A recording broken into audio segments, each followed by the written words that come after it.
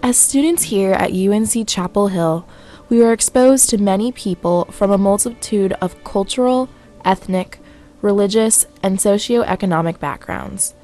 The student body is comprised of people with different upbringings and belief systems. Therefore, many different types of issues often arise. Whether one is walking through the pit, napping on the quad, or grabbing lunch in Lenore, an individual cannot help being exposed to the diversity that exists at Carolina. Of all the images one is presented with, there is one image that somehow tends to stand out more so than others.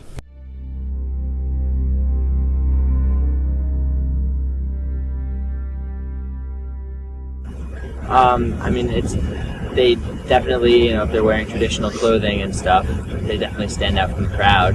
I'm not exactly sure what makes a woman Islamic, but when I see them with like the hoods and stuff, I think that must be really hot. I wonder why they're wearing the thing on their head.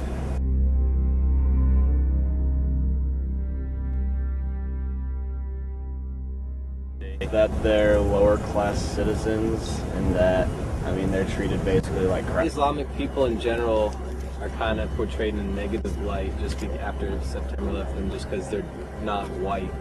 They don't have the same rights as women in the United States have, and are just not thought of as highly in their countries as women are here.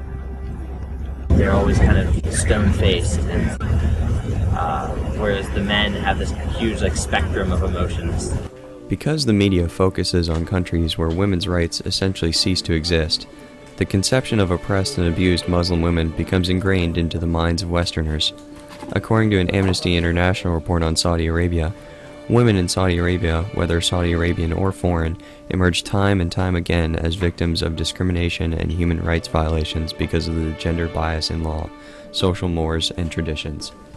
This vision is usually accompanied by the idea of a woman who is not allowed to choose who she is to marry and who is beaten by her husband, hidden from the world by a burqa.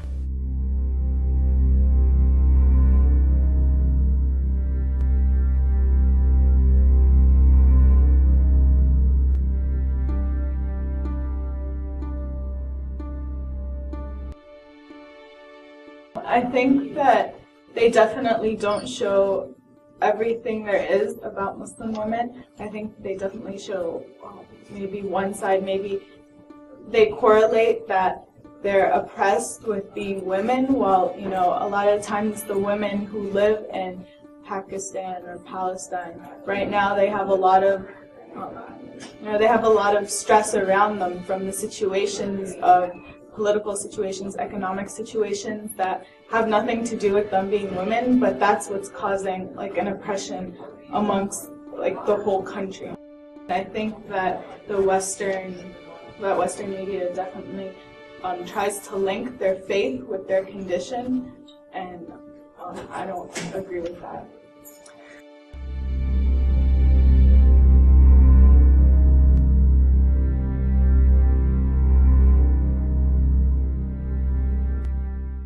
To do with religious constraints, because if the religion of Islam is practiced correctly, then it would not have any constraints on the women. The view of some people in the West is that Islamic women's dress is a sign of oppression. In reality, this is actually not a Quranic ruling, and women can decide for themselves how to dress. However, in some countries, women do not have the choice. This is due to extremist regimes like the Taliban in Afghanistan, which do not follow the Islamic rules properly. The one thing that all Muslim countries have in common is a strong cultural influence dating back thousands of years. Problems associated with the oppression of women are due to a shared culture that has dominated people's thoughts for a long period of time. Western media has warped these concepts to portray women as oppressed by religious constraints, resulting in the association of Islam with the abuse of women's rights.